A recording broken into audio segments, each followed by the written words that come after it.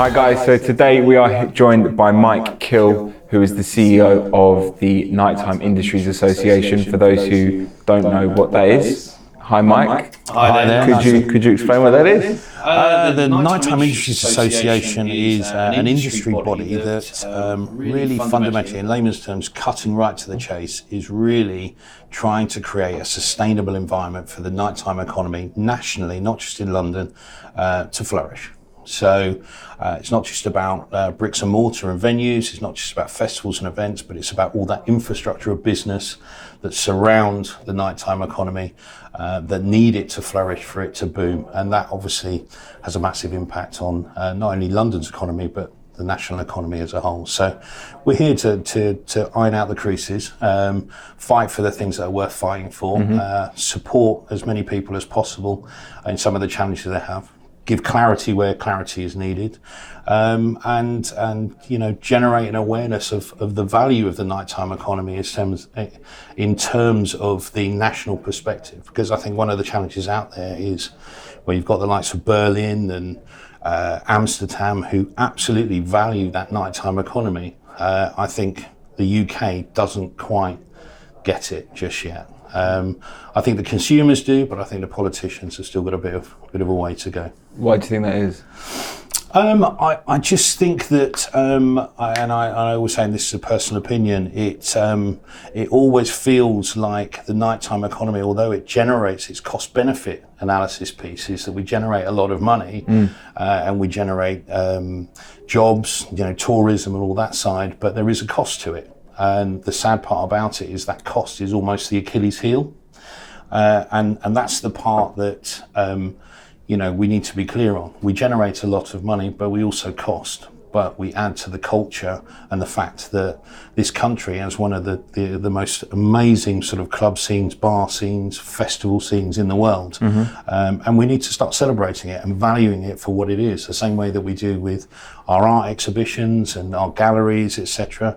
Our venues, whether it be LGBT sites or whether it be large dance clubs, we need to start celebrating what we have. I've seen on the website the sort of stats of how much the nighttime economy is worth to the UK and things like that. Do you want to just tell us some of those stats? I think probably surprise a lot of people. We can go through them.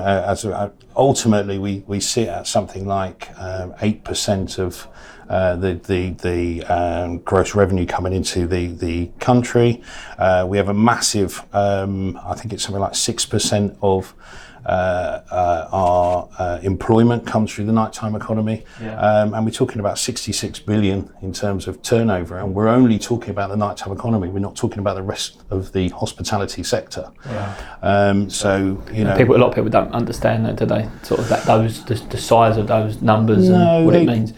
They don't, and it's you've got such a range of people. There's such a cross generation of people that attend the venues, events and festivals that are put on.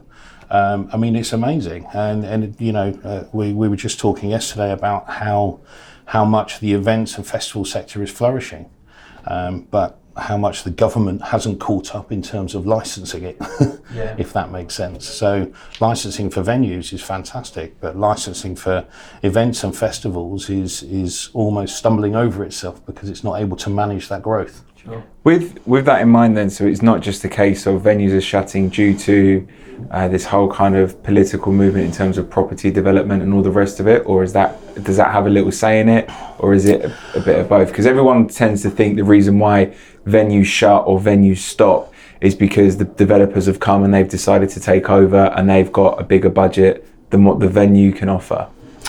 I think there are lots of Look, we go through week by week different cases which we come up against, whether it be industry against industry, developer against industry. The key thing that we need to work from this is some way of protecting the cultural spaces that have value. Yeah. We were very clear when we drove hard to save fabric some years ago, but as we've discussed a couple of times, fabric was a fantastic case where the consumer or the public voted with their feet and showed the support for a venue which is embedded within our nighttime economy. there are lots of cases like that up and down the country that don't have that support. And part of that is the fact that, there needs to be a considerable piece of work done in terms of the value of cultural spaces that we have within cities. And that's a bigger picture in terms of the key word which everyone keeps talking about, which is placemaking and balance within city centres, not just city centres, but in areas or boroughs. So there's some work that needs to be done in terms of protecting cultural spaces. There is a massive issue at the moment where planning and licensing within inner city local government authorities are not talking. And you've got a legacy of issues where you've got resident sites being built right next to cultural spaces, which then end up with noise abatement issues where it's quite clear it was going to happen. It's just no one really thought ahead. Is that what has happened to Triple XL down in Southwark? That's a development issue. That's okay. Something through Southwark, the borough down there, who have how can I? It's a little bit more complex than that, but there are some issues in terms of protected characteristics in terms of the site. It's been going there 19 years. The guys, James, who we've been talking to, we've been supporting quite heavily in terms of the communication strategy with GLA. There has been a strategy to try and find another space because of developers wanting to use that space or extending that position in terms of that space, which at the moment have been quite faltered because of communication between the two. At any point, and it's not just that. I mean, we've had things like the Thekla in Bristol, we've had 24 Kitchen Street in Liverpool. There's lots that are coming up similar to that. The challenges there are fundamentally about economics more than anything, and as we say, going back to the value of having venues that have been long-standing. We talk about XXL or Pulse. We can talk about Heaven in London. We'd have the same import, the same outcry if either of those sort of got to a point close. What we're trying to do is either trying to find a space for them to move to, or extend through the developer an opportunity to stay in situ and remain and build a cultural space which is relevant to the protected characteristics or LGBT community. And the challenge is, and as you're quite right, while tensions and emotions are high, people are pushing on because it's their livelihood. There's jobs there. There are people who have been coming there years. It's an environment where people feel safe. So, the guys that are behind it, I can understand fully why they're so frustrated and understand why they're sort of pushing hard for action. But we're obviously supporting them the best way that we can and keeping the communication channels open. But for anyone in that position, things aren't moving quick enough. Right. So that's the big challenge there. There's it's like you say, I don't know the full background, but I know full well that we're driving hard to try and find another space for them, or to accommodate for an extension so that they've got a comfortable transition for their events and their nights to move forward. So with those venues then, how are you made aware of those? Are venues contacting you, or are you made aware of it in the first place and try and support them where you can? We find out, to be honest with you, we've got quite a loyal crowd of sort of public who constantly are throwing things at us. Why are we not, have a look at this? And we kind of pride ourselves in picking up the phone and talking to people directly rather than, we're not a body that sits there and allow things to come to us. We quite happily drive the situation. Sure. But we also know when it gets to a stage where we've got to think sort of laterally rather than sort of pushing forward, because there are operators out there who don't do it the right way. There are operators who do it fantastically, are fantastic operators, been doing it for a long time, but because of the changing landscape, they're sort of caught up in development and, etc. So we've got to work with each case that moves forward. But we get 2 or 3 of them a week, which we have to address and give advice to and try and use we've got a range of experts that we can sort of tie into, from planning to licensing, all the way down to sort of rates and that sort of thing. So we try and give the best advice possible. What's your background? Where do I start? I used to work with as a promoter. I was a drum and bass promoter for a long time. I then went off and started as a marketing manager in clubs. Then I became a GM over a period of time running big venues. Corporate, independent? Corporate, Okay. and then I went and ran marketing for, well, not ran marketing, but I was a product development manager for Luminar. So when they had 240 sites, so a big scope dealing with all the different types of music, etc. Then I came away and did some independent venues myself. Lost my own money, as everyone knows, is probably the best way to learn. And then I ran something called the Drinks Group as an ops director, and then I became assistant director for social enterprise at the University of East Anglia, so the commercial director really, running a 5,000 capacity space, and then I moved on to here. So when was this set up, and how did you get involved with this? It was set up in 2015 by a gentleman called Alan Miller. He built it based on the fact that he had a venue called the Vibe Bar in Brick Lane, which is where the Trimmer Brewery is. Yes. Off the back, they had a courtyard there, which is great. Yeah. I mean, fantastic venue, very personable. I was there for a couple of years working there, looking after it, doing all the sort of Brick Lane Music Festival, all that side of things. Got to know Alan, Norris, and the guys behind it who all had backgrounds in world dance or big events, and that sort of culmination of that Brick Lane sort of position that it is now.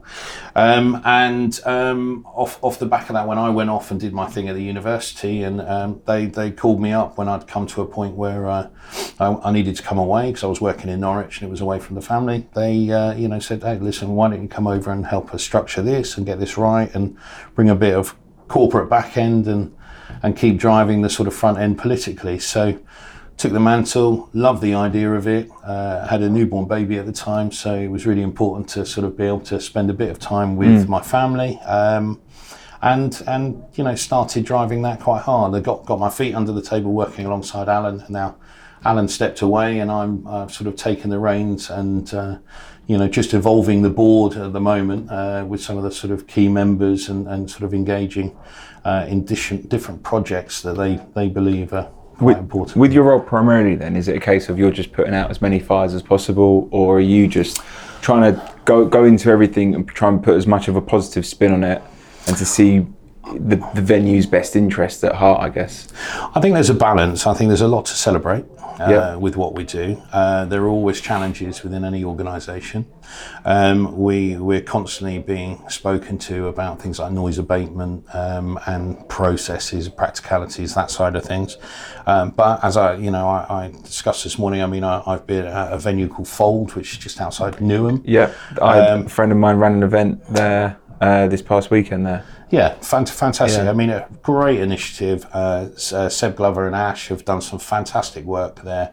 They're doing workshops in terms of visualization. They're talking about new technology being developed by youth to expand the experience that a nightclub or venue or festival would have.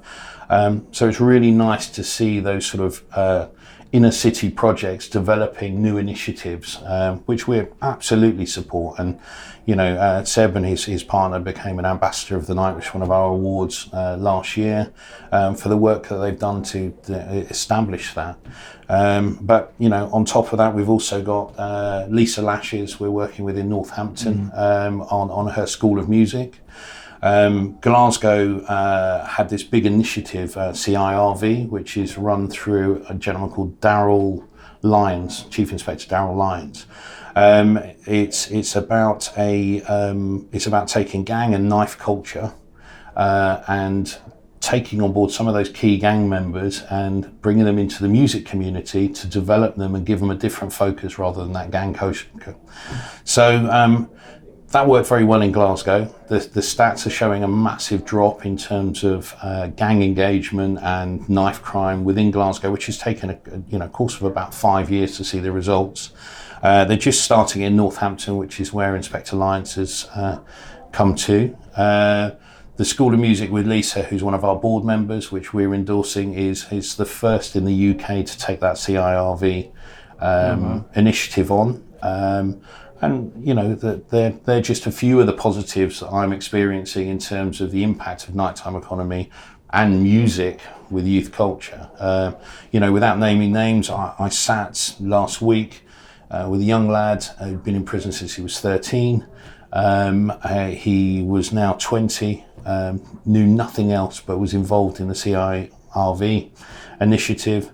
And his face lighting up, just being part of an environment where he can be safe and he can talk and he's away from gang culture. And of course he's going to have a way about him that is going to be cultured around what he's experienced from such a young age.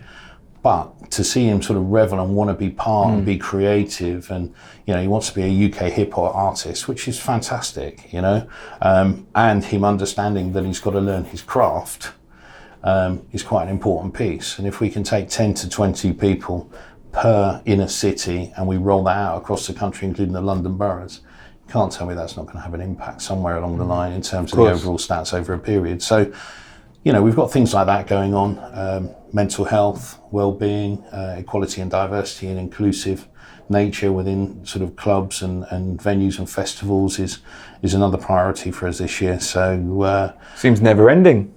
Well, there's so much out there, but it's good because it's all different. It's not just focusing on a venue, as you say. If you can reduce, if the schemes that you have and the initiatives that you have the opportunity to reduce knife crime, especially seemingly spiralling out of control here in London, if it's worked in other areas of major cities, then who's to say in the next couple of years it could also work here, especially the diversity and how much of a music culture we have. Yeah, I think the thing is that ultimately when you talk to people about venues or retail licensing, and license is king. Without a license they can't operate, so they have to protect it. By engaging with initiatives and being, having a partnership or a relationship with the police or the local authority, it makes a big difference. One of the biggest challenges that we have out there at the moment, it's not like the old days where you used to sit down with your licensing officer and have a conversation. There are not enough of them out there at the moment. So the relationship is slightly broken. It's more about enforcement than it is about support. And that's not down to the police or the LGA having an issue. It's just purely that they're stretched. So, we take that on board. We try and build those relationships in different dynamics and initiatives through different people within police and local authority, which I think is important. But, there are lots of things out there, particularly challenges in terms of taxes, which we're, battling at the moment. You've got the likes of, if you think about it, in the early days, business rates were business rates, and that's what you paid, and that's what you drove into the community to support, etc. But for the nighttime economy, it's grown now. So you've got business rates, you've got business improvement district fees, you've got late night levies. So all of these things chip off your profit line. Yeah. Is that a big reason why you think a lot of venues have closed, because of those fees? I think there's costs? Additional financial pressure, without a doubt. I'm not saying that all of them have closed for that reason, but there is an additional level of financial pressure, particularly for the nighttime economy, which needs to be addressed and balanced out, because I do think economically the venues, festivals, they put a lot of money into the community, more than possibly the community realise at times, which then understates their value, because perception is very different, because there is always this driven commodity of crime and disorder rather than engagement and input. We've recently done something, a white paper, which substantiates the impact of festivals on communities, directly related communities. So, for instance, we've recently looked at Chelmsford V Festival, which happens at Highlands Park and Chelmsford City Centre as a whole. Now, you're talking 60, 70,000 people across 2 days at V Festival. It doesn't happen anymore for whatever reason. But the fact of the matter is when we looked at the crime stats to see across the year, each month, what the crime stats were against the crime stats within the festival, there's no difference, interestingly enough. And when we took another 20 or another 19 on top of that, of different festivals adjacent to city centres, it was a similar story for most. So where the police in particular and the local authorities are driving an influx of people and a lift in crime, it's a myth. We've proven it through crime stats which have come from the police. And we work, that document which we're putting out to councillors and MPs really should be something that's used as reference when they're looking at festivals and operators and licences going through, because it absolutely dispels the issues which are being sort of given or surrounded by outdated views. Well, it's the same. if you're talking on those numbers, it's the same at any given football match on any given Saturday. And I mean, the city centres are going to be plied with football fans and revellers, and they're kind of equivalent in a way to festival goers. They're still going to have a few drinks, they're still going to get a bit rowdy, and they're there to have a good time. Yeah. But if the crime stats are pretty much the same throughout, regardless of whether you get this massive surge in numbers, then yeah, I think people's views definitely need to be altered. Interestingly enough, I had a conversation with someone who's quite a substantial sort of face within the festival industry as a whole, and in terms of policing, etc. And they turned around and said, look, when Glastonbury first started, the crimes, so they literally, because they build a cell on site, etc. the crimes there were just off the charts. Really? Yeah, massive, because they just didn't know how to manage it in the early days. Right. And the recent Glastonbury Festival, how many crimes do you think were recorded from Glastonbury Festival for the amount of people that were there? How many people are there? I think it's 200,000. Over 3 days. Is that 1,000? 5. Wow.